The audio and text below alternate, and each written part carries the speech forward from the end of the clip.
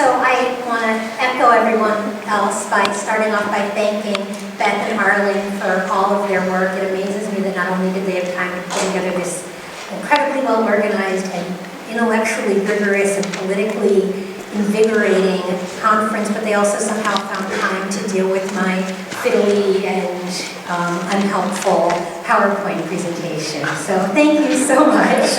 I also want to thank Eleanor Smillick for so kindly greeting me and letting me practice my thoughts on her last night, and for all of you for still being here at the end of such a long and exciting day, and especially on a Friday evening.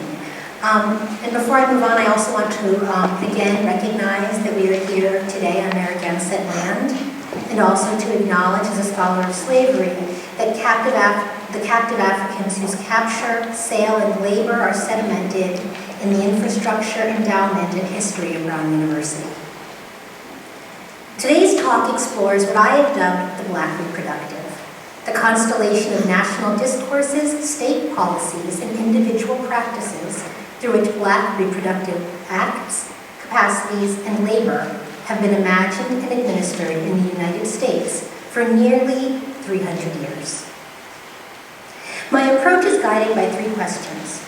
How has the surveillance of, control of, and knowledge production around Black appropriation, reproductive labor, and sexuality been a crucial site for the reproduction of racial sexual common sense in the Americas? How can we reconcile this fixation on the production and reproduction of Black life with the material and discursive value of Black social, civil, and physical death to the racial capitalist state? And what insights might be gained from theorizing the structures of Black subjugation and conditions for Black freedom alongside and through the workings of the Black reproductive? Now, in today's talk, I'm not going to fully answer any of those questions. I'm going to start, though, by defining what I mean by the Black reproductive and what insights I think it offers as a conceptual framework for theorizing the politics of reproduction and the conditions of Black freedom and unfreedom.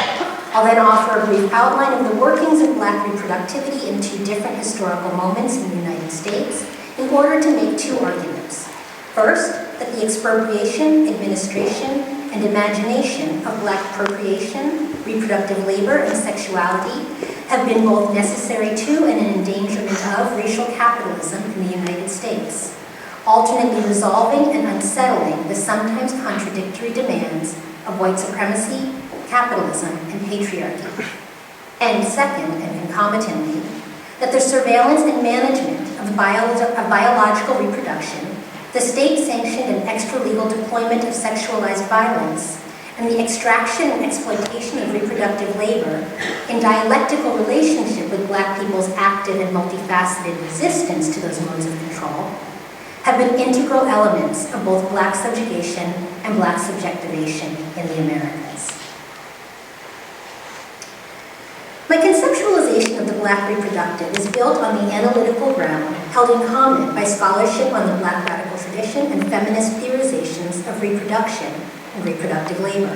That is, a conceptualization of capitalism as, in Maria Misa's words, deeper and broader than wage labor and capital. To this foundational premise, I add an understanding of race and reproduction as integrally connected aspects of the state and extra-legal administration of life and death. As a conceptual framework and encompassing rubric, then, the Black reproductive offers a heuristic for thinking through the dynamic relationship between heteropatriarchy and racial capitalism in the United States. At the same time, it names the ensemble of racial sexual imaginaries, social policies, and extra-legal systems for the management of and knowledge production around racialized bodies, as well as the embodied performances and practices of subjugation and liberation, all of which rely upon the entangled co-constitution of Blackness and reproductivity. Admittedly, a neologism, reproductivity expands, supplements, and resignifies reproduction by rearticulating both productivity and reproduction. Reproductivity is simultaneously a quality and a capacity, a, quote, dense transfer point for relations of power and value, and a means of articulating ideological schema.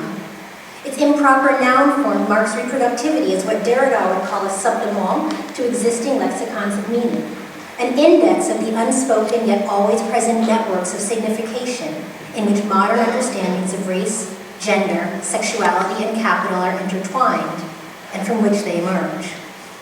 In one register, reproductivity names the ensemble of discourses, state and individual practices, and collective fantasies through which modern notions of race, gender, and sexuality have been given form and meaning through the logics and language of reproduction. So in this sense, my use of reproductivity extends the work of feminist scholars on what Elise Weinbaum has dubbed the race reproduction bond. That is, the inextricable interconnection of race and reproduction in the creation and maintenance of the modern nation. I thus start with the premise that in the context of US racial capitalism, reproduction is always already a racial project, structured by and interpreted through systems of racial meaning-making. Conversely, modern racial categories and logics rely upon notions of reproducibility, biological or otherwise, for their coherence. In another register, reproductivity also refers to the material work of reproduction, including the production of the material and immaterial vital resources of human life and the production and reproduction of labor power. Procreation, waged and unwaged domestic and care work, and sexual labor and leisure are thus all part of the labor of reproduction. And I want to sort of dwell on this for a second, to think about how often our discussions of the means of reproduction shy away from a kind of analysis of procreation as an embodied but socially mediated and constructed form of reproduction, reproductive labor, and as a vexed terrain for the production and negotiation of social meaning and of relations of power. Seemingly outside of the commodity exchange, the work of reproduction appears as a mere service, and thus as a labor that produces no value. But as Nefertiti notes, it is precisely this apparent valuelessness that makes it possible for the reproduction of life and labor to, quote, strive against the conditions of commodification, objectification, and exploitation. That is, to create ephemeral modes or moments of life, unquantifiable by racial capitalism. And it's those modes or moments that I would call freedom. Though, an interaction of the material and discursive, a valueless generator of vital resources, labor simultaneously concealed within the machinations of capitalism and in excess of capital's logics, the double valence and contradiction-laden character of reproductivity make it a critical terrain not only for exploitation and coercion, but also for subversion and transgression. And in the context of Black reproductivity, this takes a particular form. For over 350 years, the administration, expropriation, and production of knowledge around Black sexuality, procreation, and reproductive labor have subtended the racial state and the colonial formations that preceded it. At the same time, however, the structural viability and ideological coherence of both U.S. racial capitalism and the principles of American liberalism that undergird it have been built upon the disavowal and denegation of Black reproductivity. From Thomas Jefferson's excision of slavery from the Declaration of Independence to the present, the maintenance of white possessive individualism, with its attendant idealization of self-sufficiency and self-improvement through the accumulation of property, has required obscuring white property owners' dependence on the low and unwaged labor of Black people and other people of color for the reproduction of the necessary conditions for white life. Likewise, the antebellum slave codes, with their overweening commitment to the inalienable rights of white men to enjoy their private property in the form of other people, rendered sexualized brutality and terror, through which the Black female subject was made a slave, a form of unrecognized, negligible injury, and that's Hartman there, and Black women's sexual consent a legal impossibility, a legacy that lives on in contemporary constructions of Black femininity as imminently vulnerable to sexualized violence. And almost 400 years after the policy of partis sequitur ventrum delegitimated structures of Black kinship in order to maintain Black people as property, Black kin systems remain illegible to the surveilling eye of the welfare state outside of the dominant narratives of criminality and pathology.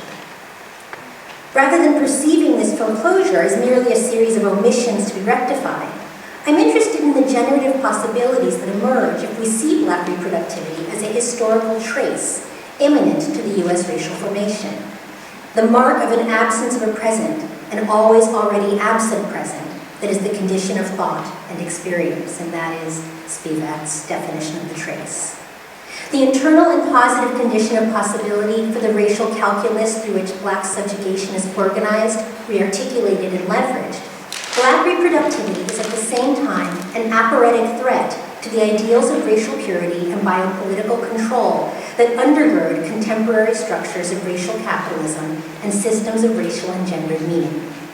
And now we'll get into some specifics. Stretching across 400 years, African chattel slavery in the Americas writ large was not only a precondition for the emergence of European and US industrial capitalism, but consubstantial with it.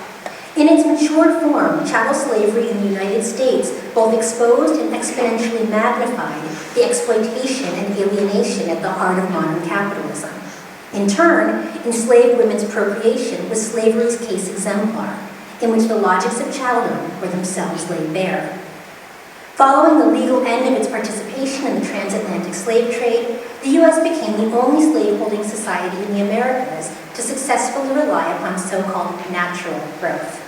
That is, the multi-generational growth of an enslaved labor force and expansion of a plantation economy solely through the procreation of existing captives.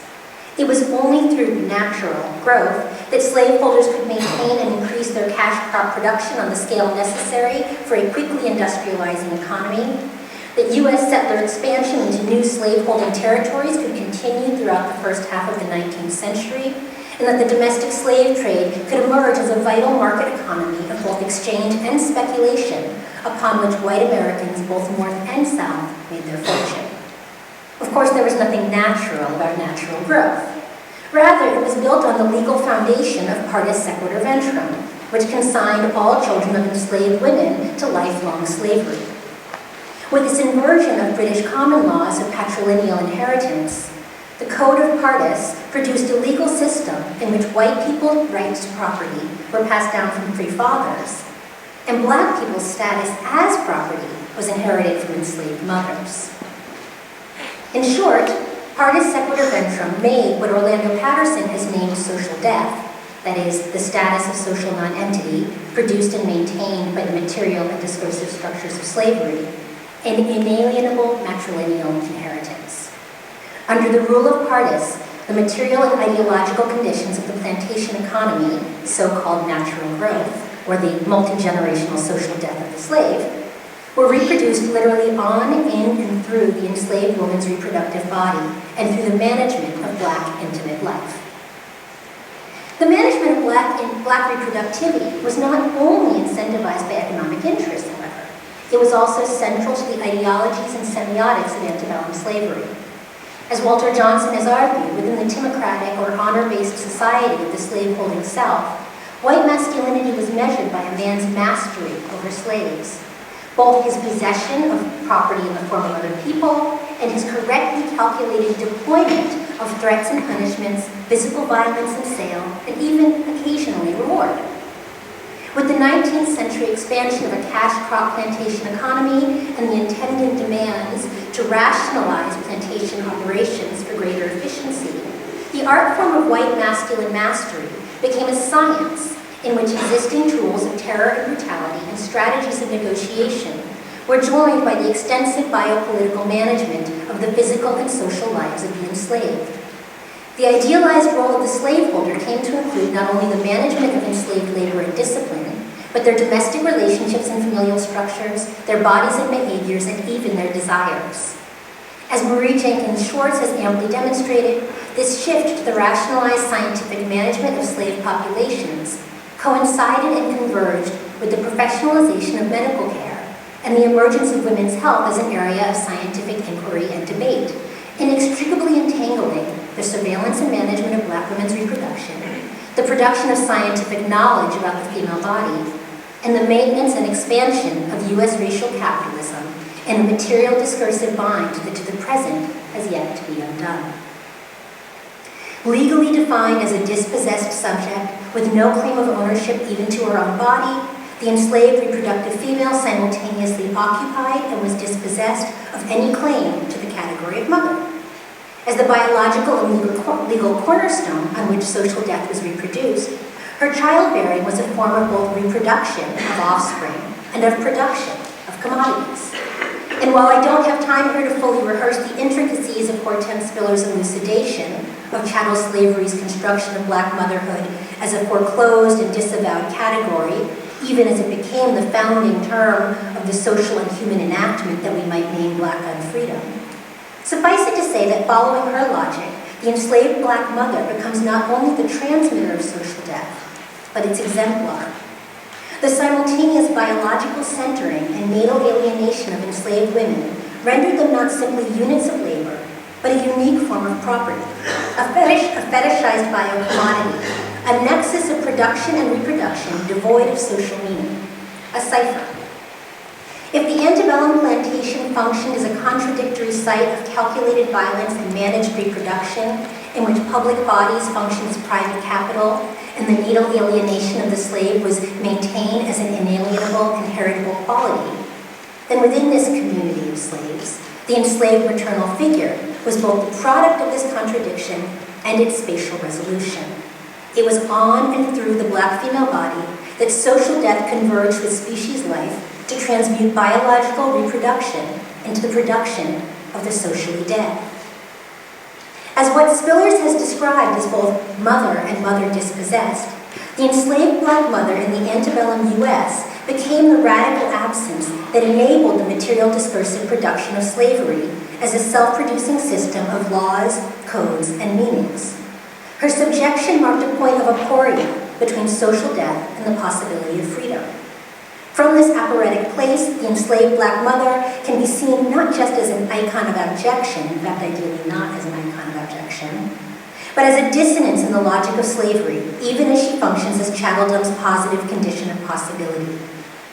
Engendered by the articulation of an unimaginable political subjectivity, that is, black slave mother, she embodies a possibility of rupture that, in Spiller's words, quote, breaks in upon the imagination with a forcefulness that marks both a denial and an illegitimacy, and holds the potential to implode the system of meaning and capital with which she was unwillingly imbricated. So just to talk about these images, what you're seeing right now is actually a page out of Thomas Jefferson's farm book. Jefferson is famous for every year in his farm book noting every single slave in his slave familia, as he called them, and every single one of his plantations, listing even his own children on the register under who had produced them, how old they were, what characteristics they had. And it's a kind of classic example. We can see the ways in which Enlightenment notions of rationalism and the collection of knowledge are so deeply embedded with slaveholding in the antebellum U.S., and this, of course, is the 18th century. And then this image is an image of Margaret Garner from Harper's Weekly. Of course, Margaret Garner is the woman upon whom Toni Morrison's beloved is based, who killed her daughter and tried to kill her two sons rather than have them returned to slavery. She's often seen as this sort of icon of outraged motherhood, her willingness to this ultimate domestic sacrifice. But I would argue instead that we need to see her claim as a kind of refusal to allow the claim of the master to supersede her own claim, that sort of attempt to undo the turning of her child into a commodity by laying claim to her capacity to kill it. And I would say in this sense, this is one of those kinds of unimaginable political subjectivities that the discourses of the time and the discourses of the present have a very hard time really grappling with. But I want to move forward now a lot.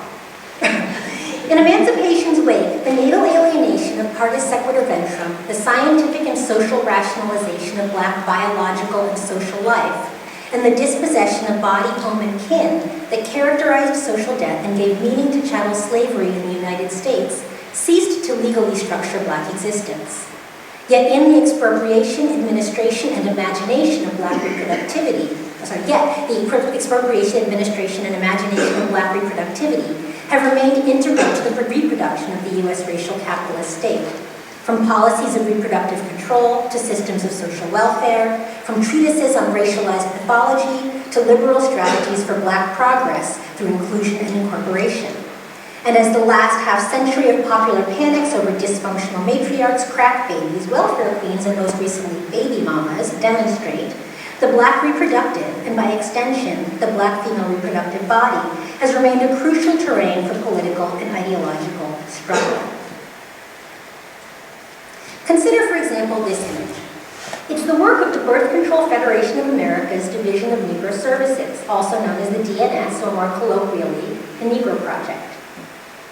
Soon after its founding in January of 1939, from the merger of the American Birth Control League and Margaret Sanger's Birth Control Clinical Research Bureau, the BCFA, or as it went on to become known, the Planned Parenthood Federation of America, initiated the Division of Negro Services to address what were seen as the problems of high rates of childbirth, maternal and child mortality, disease and poverty among African Americans, particularly in the rural and urban South. In the last 40 years, the DNS's Southern Demonstration Project has become a critical area of inquiry and debate in contemporary, popular, and academic discussions of race and racism and reproductive planning. Emerging at a time when the national birth control movement still maintained close ties with the national and international eugenics movement, the DNS's focus on reducing reproduction among low-income African American women underscores the vexed relationship between feminist visions of reproductive autonomy and white supremacist efforts to maintain racial control over Black procreation.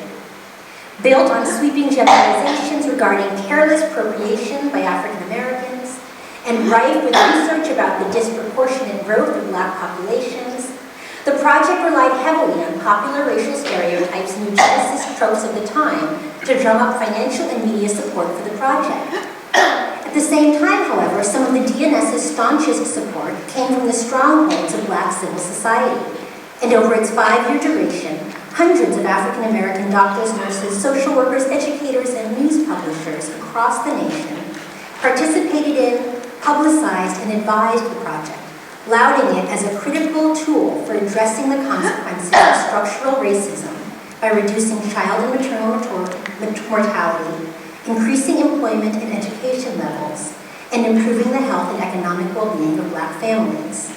And I could go on at length about the debates within feminist reproductive studies about the different ways that the DNS is understood, but what's interesting to me is what they hold in common, which is an assumption that there's a misalignment between the eugenicist interests of the BCFA on one hand and the investments of Negro civil society in racial empowerment and access.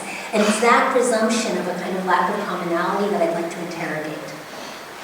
Created for the Afro-American Emancipation Exposition in Chicago in the summer of 1940, the large installation was designed to demonstrate to African-American exposition attendees, quote, the progress that could be made by the Negro race in health by birth control.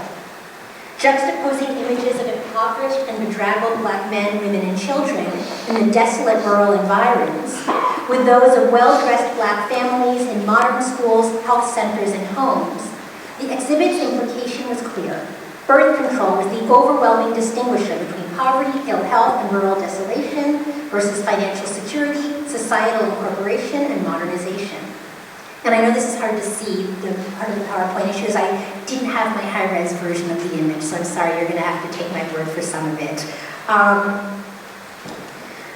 In large letters over the image of a clean-cut Black man hoisting a smiling and well-fed Black baby above his head, the exhibit's title and message were blazoned. Tomorrow's children. 1/2 of the nation's children are born into the poorest home. Birth control gives the children of tomorrow a fair chance for happiness and a normal life. The display was actually canceled in early July due to pressure from Catholic opponents to birth control, but it and smaller replicas were widely displayed in the following years of the Negro Project. And it was not the only element of the DNS publicity campaign to adopt the rhetoric of tomorrow's children. In fact, that phrase appears repeatedly in all the propaganda for the DNS, though interestingly, not in any of the other Planned Parenthood propaganda at the same time. The celebratory phrase, tomorrow's children, did not originate with the BCFA. Rather, the Federation borrowed it from a popular text authored by Yale geographer and president of the American Eugenics Society, Ellsworth Huntington. Tomorrow's children, the goal of eugenics. Published in 1935 as the Society's New Handbook, Tomorrow's Children marked a shift in the U.S. eugenics movement that came to be known as the New American Eugenics.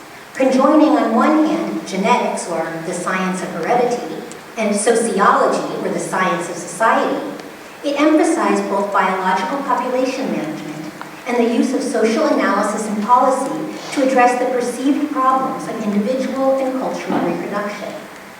Long rooted in the discourses of scientific racism, this shift in eugenic thinking reflected concurrent shifts in U.S. racial ideology, most notably the emergence of the Chicago School of Urban Sociology, which located the origins of racial difference in cultural deficiencies to be remedied by social incorporation rather than in innate genetic limitations.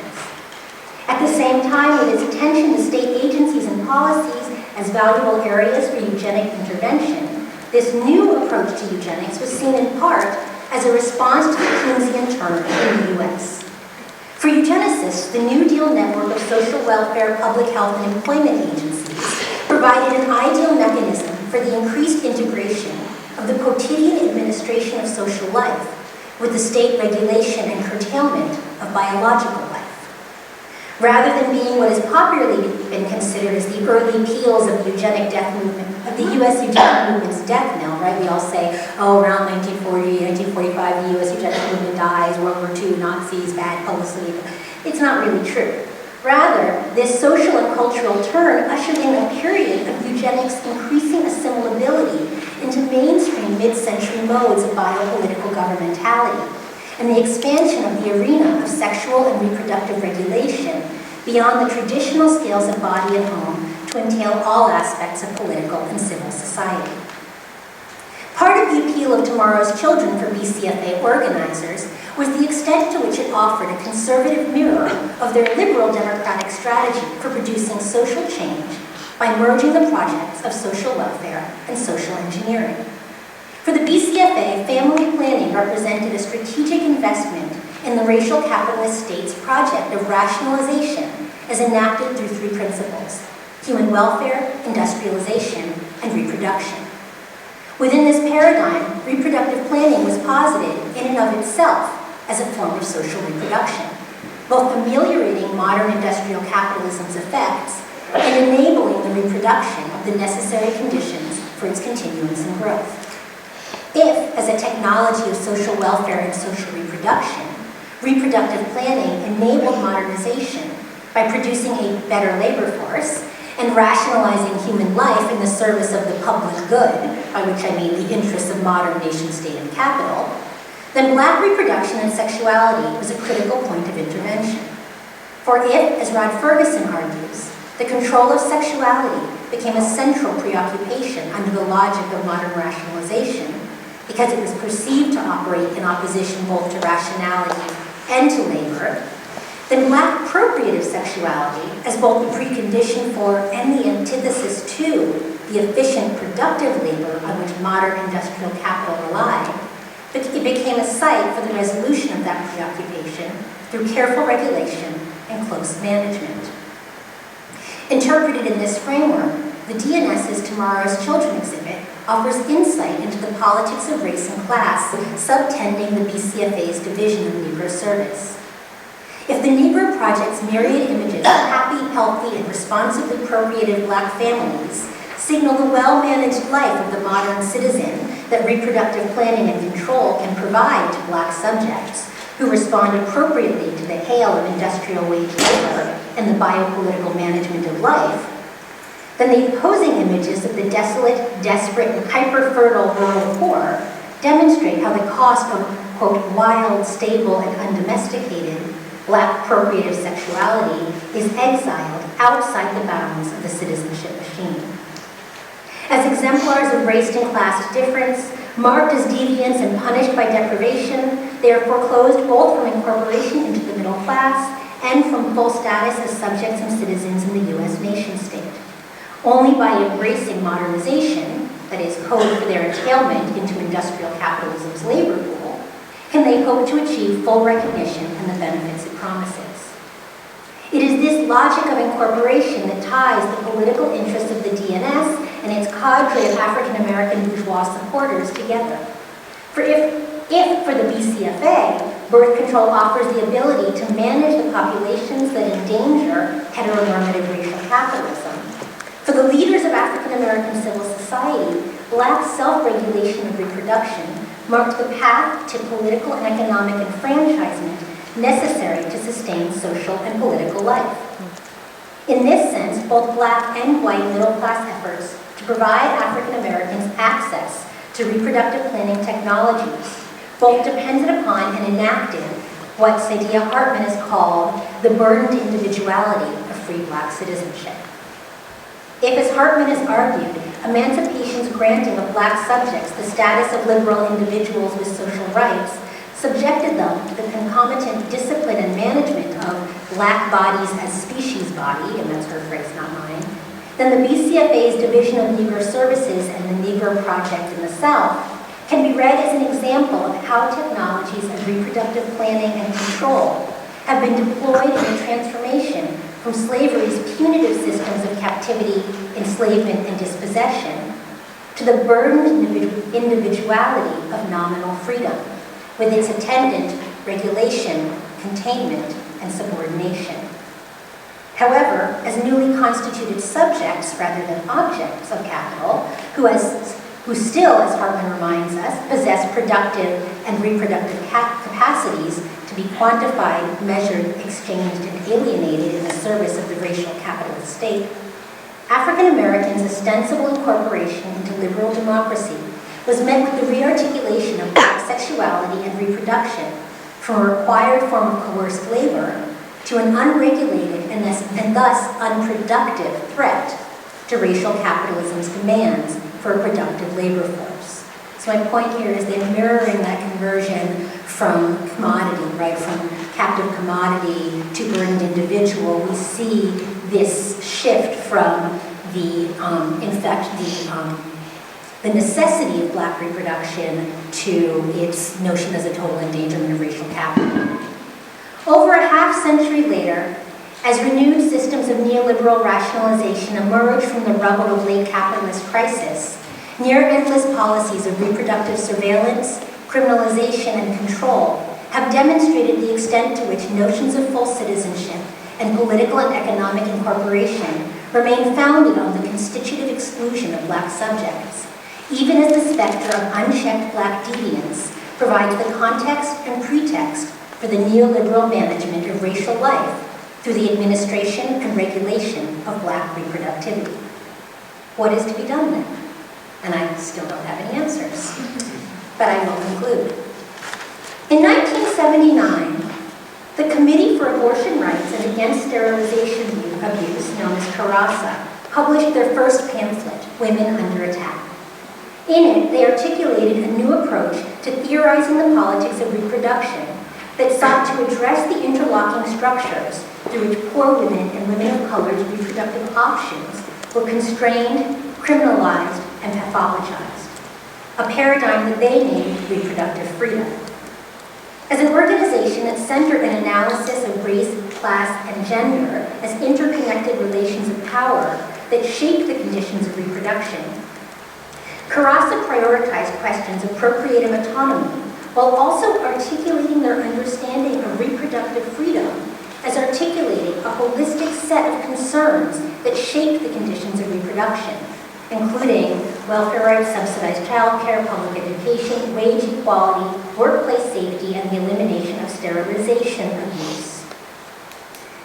On the surface, CARASA's list of key issues bears a remarkable resemblance to many of the same social welfare platforms that characterized mid-century European Keynesianism, which, of course, you know, if you look at somebody like the Verdals, we see was deeply tied to a kind of eugenic logic of sterilization and other things. But rather than understanding social welfare as an instrument for social engineering, CARASA conceived of state-supported social services as mechanisms of social reproduction, not of modernization or of incorporation, but of ensuring social justice in the face of racial capitalism and heteropatriarchy. In so doing, the organizers constructed a vital political model for freedom as a praxis of social reproduction. one that not only demanded individual autonomy, but also interrogated the collective social conditions and reciprocative commitments on which such a practice of freedom would rely. Carassa was not long-lived. Faced with the disagreement over the role of sexuality and particularly the role of sexual freedom in their political mission, the group fractured in 1983 and was dissolved soon after.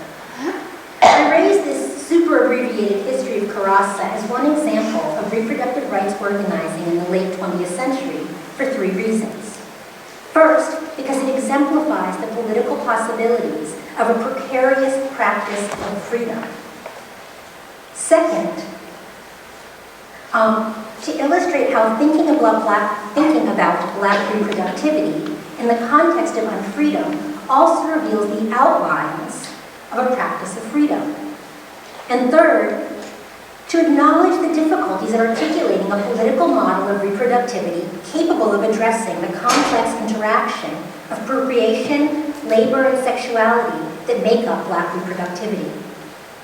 In this model of reproductive freedom, framed not by identitarian claims of singular womanhood, but by the imperatives of collective accountability and social justice, would Spiller's Sapphire, outraged and denied, find her radically different text of female empowerment, and here of course I'm using Spiller's work as baby, or would what Spillers describes as her illegitimacy, her monstrosity, her coetaneous existence as black female as whore and black female vaginalist, exceed the boundaries of the group's reflexive containment of sexual non-normativity? Still don't know. In posing these questions, I return to the imperative with which I began, to work intentionally without closure, across time periods and political movements, to mark out how, as an assemblage of discourses and structures, ideologies and imaginaries, systems of labor and schema of desires, the black reproductive names both the conditions of black reproductive control and the possibilities for black reproductive freedom. As such, it demands an approach to black freedom that seeks not resolution, but to deploy the power of the illegitimate, the contingent, and the contradictory, to produce a site of crisis and a nexus of productive undecidability from which we might imagine the practice of freedom.